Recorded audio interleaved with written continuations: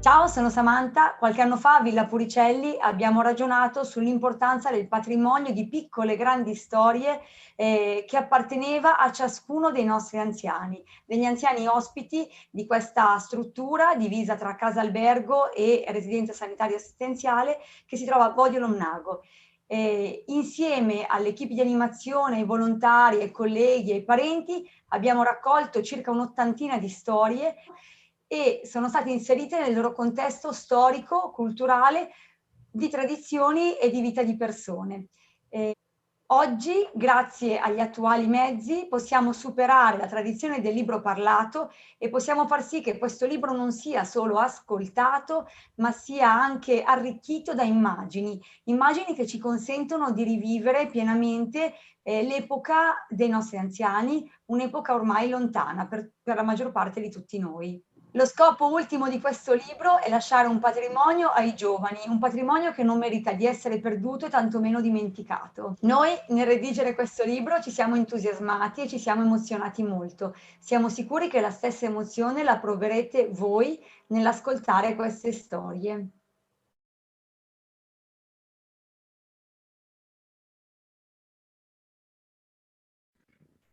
Nel novembre del 1951 vi furono 2 settimane consecutive di intense piogge su tutto il bacino del Po. Questi ruppe gli argini in più punti, invadendo tutto il Polesine con una catastrofica alluvione. Fu interessato gran parte del territorio della provincia di Rovigo e parte di quello della provincia di Venezia. L'evento causò 84 vittime e più di 180.000 senza tetto. Morirono 6.000 capi di bestiame. Iniziò un vero e proprio esodo che durò qualche anno delle popolazioni venete verso il Piemonte e la Lombardia. Ma l'amica Santina ha un altro ricordo. I capelli venivano comprati per farne parrucche. Oggi provengono per lo più a basso prezzo dai templi indiani che vendono quelli che vengono offerti loro da migliaia di donne che si radano per sacrificio. Avevo 8 fratelli e tutti lavoravamo nei campi, ma eravamo poveri e facevamo anche lavori o a maglia o all'uncinetto. Inoltre, quando arrivava un ambulante, ci tagliavamo i capelli e li vendavamo. Andando a prendere l'acqua, avevo 17 anni, ho incontrato l'amore della mia vita. I suoi genitori non volevano che ci sposassimo perché lui aveva molti possedimenti e io ero povera. Dopo un anno è nata una bimba e i suoi genitori comunque erano sempre contrari.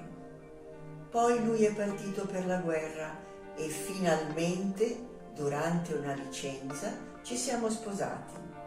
Arrivò poi un altro bimbo, ma i suoi genitori non ci aiutarono mai. L'alluvione del Polesine poi ci distrusse la casa, trasformandola in un ammasso di fango. Comunque cercammo di vivere in quelle condizioni pessime.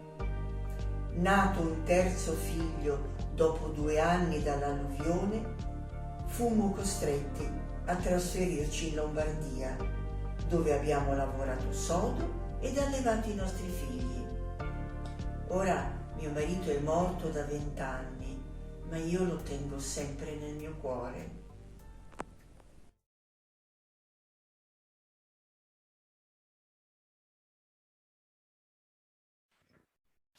C'è più felicità nel dare che nel ricevere. Questo è scritto nella Bibbia, negli Atti, al capitolo 20-35. Questo splendido versetto biblico ci riporta all'amore e all'altruismo. Donare non è soltanto dare qualcosa di materiale, ma anche incoraggiamento, partecipazione, sostegno morale e spirituale. Gabriele D'Annunzio, il grande poeta, disse: io ho ciò che ho donato. sempre amato i bambini e ricambiata. Dicevano alle loro madri: voglio la mia Anna Maria, che dolcezza. Ho fatto l'ambulante di vestiti e sono stata sempre generosa. Davo la merce anche se uno non poteva pagarla. Mio marito mi diceva, rimproverandomi bonariamente e puntandomi contro un dito: te de roba tüch, mi son mica un sciur. Spero che chi sta lassù tenga conto di questo amore che ho avuto verso i bimbi e della mia generosità verso chi aveva bisogno. Sono soddisfatta perché c'è più felicità nel dare che nel ricevere.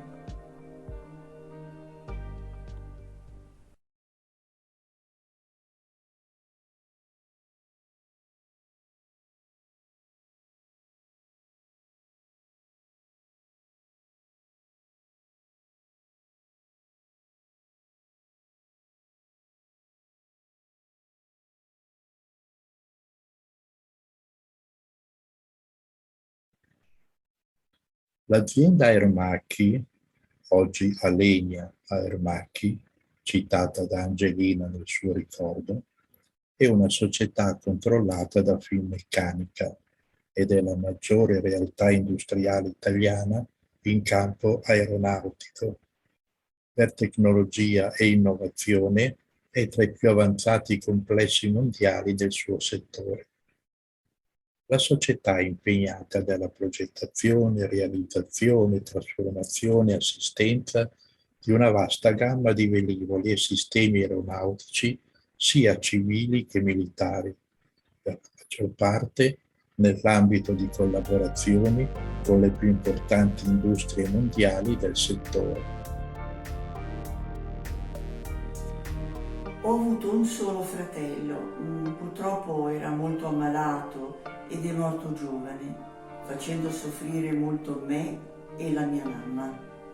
Anch'io ero malata e per questo ho dovuto interrompere gli studi molto presto. Ciò nonostante, ho trovato lavoro come impiegata e ho lavorato per 30 anni. Ho avuto un solo fidanzato che ho sposato. Mio marito era capo reparto all'Aermacchi. Lì c'era un'impiegata un po' leggerina che sapeva abbindolare molti uomini con le sue chiacchiere melliflue e anche opportuniste. Io mettevo sempre in guardia mio marito. Questa signorina, con il suo modo di fare, ha avuto molti privilegi e si è perfino sposata con un dirigente e ha avuto anche un figlio.